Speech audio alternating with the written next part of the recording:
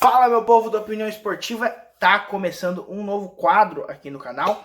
A gente vai falar da história da Fórmula 1. Serão 8 episódios para falar sobre a principal categoria do automobilismo. Hoje a gente vai contar sobre o início, na verdade, era de ouro da Fórmula 1, os anos 50. Então, roda a vinheta.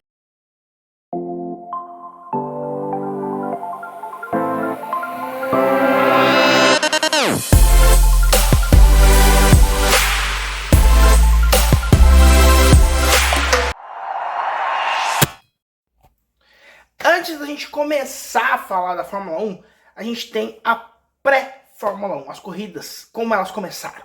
A primeira corrida que se tem registro é em 1885, no Paris-Bordeaux, Paris. A corrida consistia em largar da cidade de Paris, ir até a cidade de Bordeaux e voltar para Paris. Essa é a primeira prova que se tem registro oficial de automobilismo. A gente sabe que o ser humano é fascinado por corridas desde a idade antiga. Eram corridas de bigas, corridas de cavalo. O ser humano sempre tentou achar uma forma de correr sem ser com as próprias pernas, né? Sem ser a pé. Além, é claro, da maratona, dos 100 metros e tantas outras corridas que a gente tem no atletismo. Então, o esporte a motor sempre esteve ali faltando o motor. E foi no século XIX, ali nos anos 80, 1885, que começou então a corrida de fato de automobilismo. Nos anos 10 do século XX, mais precisamente em 1911, a gente teve a primeira edição das 500 milhas de Indianápolis, uma das 3 principais corridas do esporte, né, dos eventos do esporte, que é as 500 milhas, as 24 horas de Le Mans e o GP de Mônaco. 24 horas de Le Mans que começa no ano de 1923. À época, 2 pilotos, era uma dupla que dividiam, não um trio, como é hoje. Em 1929, aí sim, a gente tem o GP de Mônaco, o último dos 3 a entrar, né, a existirem nas 3 principais categorias. É a principal corrida dos esportes americanos, mais precisamente dos circuitos ovais. Outro, isso a gente está falando, obviamente, de Indianápolis. Le Mans representa o esporte europeu, o clássico, os carros de turismo em corridas de resistência, como era antigamente, como foi, por exemplo, a Paris-Bordeaux-Paris, que não tinha tempo, né? Era uma distância ir e voltar, mas os carros tinham que resistir, muito parecido com as 24 horas de Le Mans. E o outro é o tradicional circuito misto europeu, Monte Carlo. Vai lembrar que no início quase todas as provas eram em circuitos de rua. Isso inclui o Grande Prêmio do Brasil da época, que era realizado na Gávea, no Rio de Janeiro, também um circuito de rua. Tudo isso na era pré-Fórmula 1. Essa era também teve alguns pilotos famosos, mais conhecidos talvez da gente. O Louis Chiron, que venceu o primeiro monegasco a ganhar o GP de Mônaco. E um que a gente até já falou aqui no Dia dos Pais, do ano passado, ou 2024, você pode estar vendo esse vídeo de outro ano, o Antônio Ascari, pai do Alberto Ascari, que a gente vai falar desse vídeo daqui a pouco. Então agora a gente tem uma pequena vinheta, porque a gente vai separar isso em capítulos. Então, roda a vinheta para o primeiro capítulo. Organização. Como foi organizado o primeiro Mundial em 1950? Foi escolhido, e eu tô uma colinha aqui do meu lado, né? Os 6 principais circuitos europeus da época, que eram eles: Silverstone, Monte Carlo, Bergamo na Suíça, Spa-Francorchamps, Ham e Monza. Por país a gente está falando de Inglaterra, Silverstone, Mônaco, Monte Carlo, Mônaco, Bergamo na Suíça, a gente vai entrar daqui a pouco por que a Suíça não saiu da Fórmula 1, Spa-Francorchamps na Bélgica, Rennes na França, que a França tem essa dificuldade até hoje de ter um circuito próprio, né, para decidir esse aqui é o nosso circuito, e Monza na Itália. Note que 4 desses 6 estão até hoje no calendário, são corridas clássicas. Então você que pede para tirar Mônaco do calendário, Mônaco é um clássico da Fórmula 1 e é um clássico do automobilismo, assim como Monza, Silverstone e Spa-Francorchamps. Bergarden não tem mais no calendário, Hen também não tem mais. Só que a gente enfrenta um pequeno problema nessa história. Um campeonato mundial não pode ser realizado inteiramente na Europa. O que a Fórmula 1 encontrou? A Indy 500. Por 11 temporadas, de 1950 a 1960, as 500 milhas de Indianápolis faziam parte da Fórmula 1. O mais curioso é que os pilotos de Fórmula 1 não corriam a Indy 500, os pilotos da Indy 500 não corriam na Fórmula 1. O que fez com que 10 pilotos americanos tenham vitórias na Fórmula 1 apenas em Indianápolis. Né? Ah, por que 10? Porque o Bill Vukovich venceu 2 vezes as 500 milhas nessa década, então ele tem 2 vitórias na Fórmula 1, nunca correndo nos circuitos europeus. A organização da pontuação funcionava um pouquinho diferente. Pontuava apenas os 5 primeiros colocados. O quinto lugar fazia 2 pontos, o quarto colocado fazia 3, o terceiro fazia 4, o segundo fazia 6 pontos e o primeiro fazia 8 pontos. A melhor volta fazia 1 ponto extra e não precisava estar entre esses 5 colocados. Ah, mas eu ouvi dizer que a Fórmula 1 pontuava 6. Sim, a partir de 1960, os 6 primeiros começaram a pontuar, mas a gente ainda está em 50. Esse é papo por outro vídeo, que é o sistema de pontuação que mais durou na Fórmula 1. A gente vai falar isso no próximo vídeo. Agora a gente vai para o próximo capítulo, que é as estrelas dessa década. 7 campeões mundiais estrearam na Fórmula 1 nos anos 50.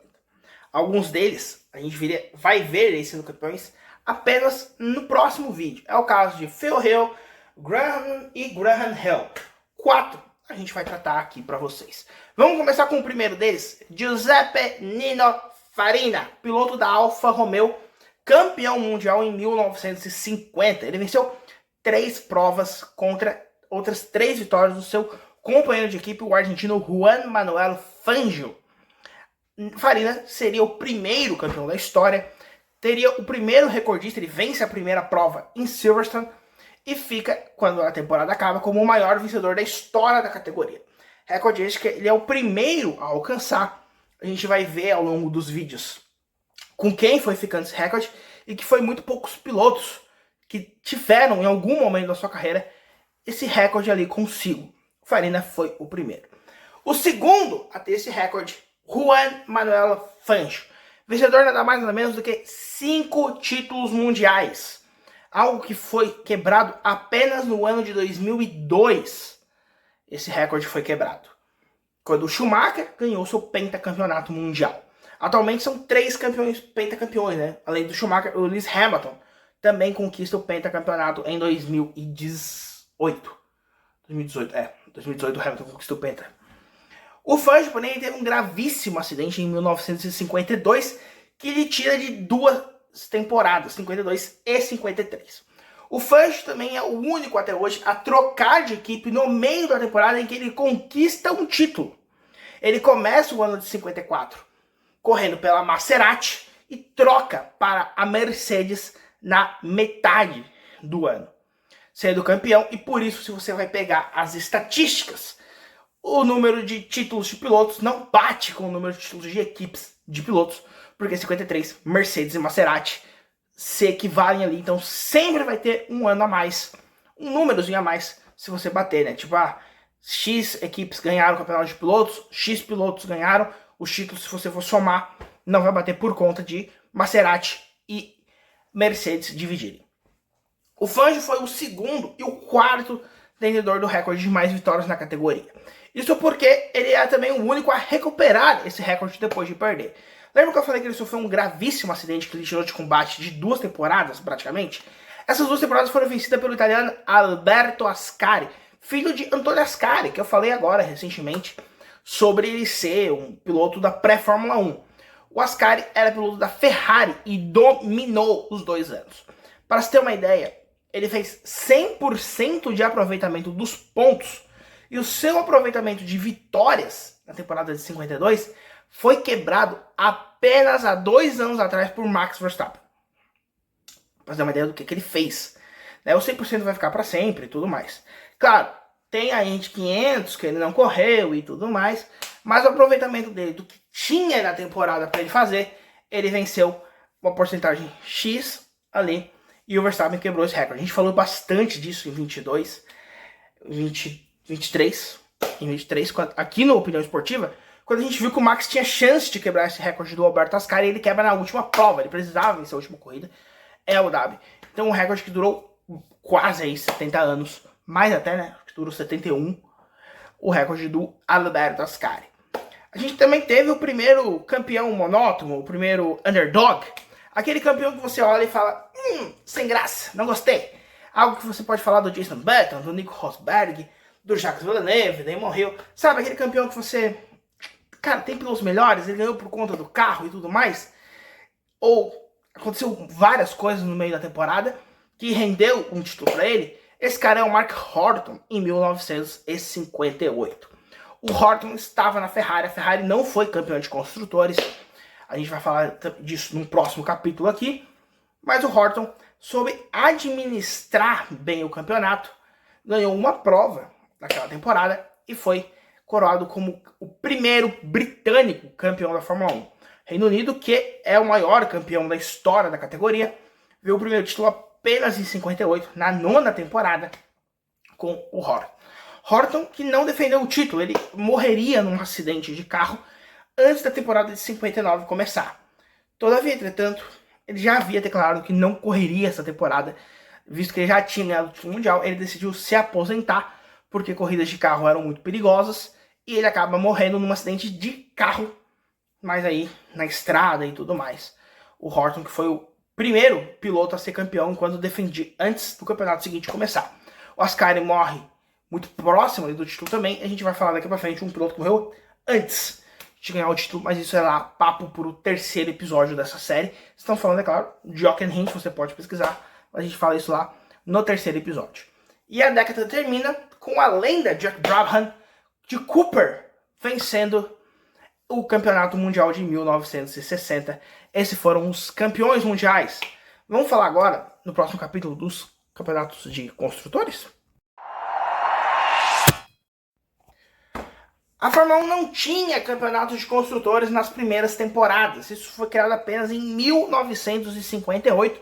E a britânica Van Wall foi a grande campeã daquela temporada, tendo como principal piloto o Stellan Moss, que é o maior piloto que nunca venceu o título. São 4 vice-campeonatos seguidos. E ele nunca foi campeão. 3 vices por Fangio, 1 vice por Mark Horton em 58, como a gente falou aqui. O campeonato de construtores, como é que funcionava na época? Era o mesmo sistema de pontuação do campeonato de pilotos. Então, os 5 primeiros pontuavam naquele esquema de 2, 3, 4, 6 e 8. Melhor volta fazendo 1 ponto. Só que tinha um detalhe. Apenas o melhor piloto da equipe pontuava. No caso, se você fizesse uma dobradinha, 8 pontos mais 6, você não fazia 14 pontos, você fazia 8 pontos. Esses 6 pontos eram descartados pelo campeonato. Claro, a gente tinha regra de descartes, que mudava a cada ano. Às vezes eram os 2 piores resultados, às vezes os 3 piores resultados, às vezes a temporada era partida ao meio, e aí eram os 2 melhores, os 2 piores de cada lado era descartado. A gente não vai entrar no meandro aqui de cada mudança de regulamento, porque o descarte era anual que mudava o regulamento, né? Dependia do número de corridas, muitas vezes era por porcentagem, então variava. A gente não vai entrar aqui nesse detalhe, porque você precisa saber que existia o descarte. Isso era usado no campeonato de construtores. Em 1959, o título ficou com a Cooper. Então, basicamente, na primeira década, a gente teve 2 equipes não muito famosas hoje em dia. Van Wall, que inclusive corre Le Mans atualmente, e a Cooper, que eu não sei onde está, pesquisei e não encontrei muita coisa aqui sobre ela, né? Mas então, a gente tem essas 2 equipes. Já no campeonato de pilotos, a coisa é diferente. A gente teve a Alfa Romeo, que estava recentemente na Fórmula 1 com a Sauber. A gente teve 2 títulos para a Mercedes, que ganhou recentemente 8 títulos ali com Hamilton, 7 títulos com Hamilton e Rosberg. A gente teve Maserati ganhando 2 títulos, a Ferrari ganhou 3 títulos, 4 títulos, desculpa. Foi a maior campeã da década, foi a Ferrari, né? 2 com Ascari e 1 com Fangio e 1 com Mike Horton. E um título para Cooper, né? É isso. Como eu falei, a conta matemática não vai fechar, porque Maserati e Mercedes dividiram um título, né? Então, são dois, repetindo, né? 2 da Alfa Romeo, 4 da Ferrari, 2 da Mercedes, 2 da Maserati, 1 da Cooper. Esses foram os campeões mundiais de 1900, da década de 50. Vamos falar das inovações dessa década, porque se você já viu, é o famoso carro charuto, o motor na frente, porque afinal isso vem das corridas de bigas, e nas corridas de bigas o cavalo vai à frente, né? Inclusive quando a Cooper aparece em 1959 com o motor atrás, o Commendatore Enzo Ferrari soltou a famosa frase: não vai funcionar, né? Não existe colocar os cavalos atrás da carroça para puxar, não faz sentido, não vai funcionar. E o que aconteceu? A Cooper dominou o campeonato mundial. Para mim, essa é a primeira grande revolução da história da Fórmula 1. Aconteceu em 1959, quando os carros da Cooper vieram com motor traseiro. Porque esse carro aqui que está atrás, ó, o motor é atrás. E todos os carros na década de 70, 80, 90, 2000, 2010 e 2020 tem motores atrás, né? Nos anos 60, a gente vai falar isso no próximo vídeo, ainda tinha alguns carros usando motores na frente, mas logo virou chacota, logo não devo o que fazer e foi talvez a maior revolução da década. Foi no último ano da década os motores estarem na parte de trás.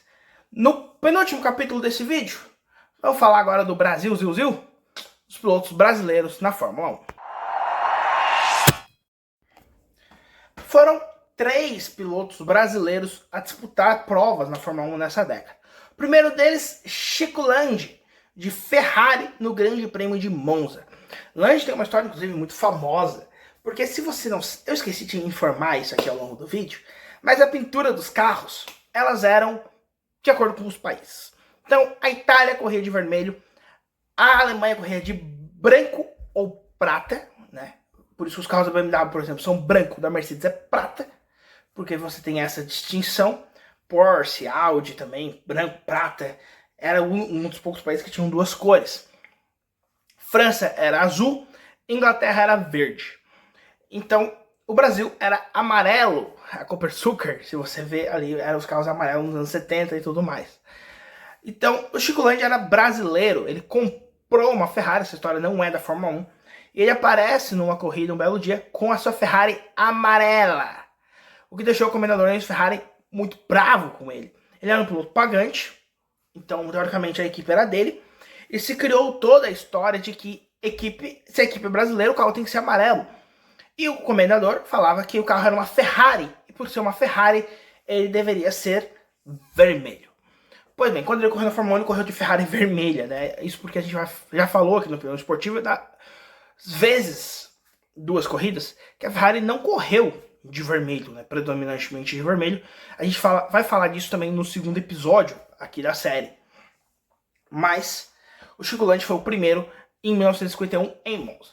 No ano seguinte, foi a vez de Gino Bianco em Silverstone de Maserati, também com um piloto pagante, né? Não piloto da própria Maserati, que era muito comum na época. Você comprava um carro, não era nem a vaga da equipe, como é, por exemplo, hoje, os pilotos pagantes, né? Você comprava um carro extra, entre aspas, porque também não tinha limites. Esse limite de 2 carros, ele é recente, né? Do Pacto de Concórdia. Isso é dos anos 80. Então, até então, não se tinha um limite de quantos carros cada equipe poderia colocar. E, por último, Fritz Dorey, que com esse nome você pensa que é alemão, mas na verdade é Frederico Dorey. Ele é descendente de portugueses. Né? Mas o Fritz Dorey ele corre em 59, no Grande Prêmio da França, em Reims, também pela Maserati. Nenhum dos 3 marca pontos, os pontos só vão para a próxima leva. Né? Já adianto que não tem brasileiro nos anos 60, a gente vai falar só no 3º episódio da série sobre os brasileiros. Então é isso. Agora a gente vai para finaleira, para o último capítulo desse vídeo. Fórmula 1 nos anos 50 é um esporte muito perigoso, né?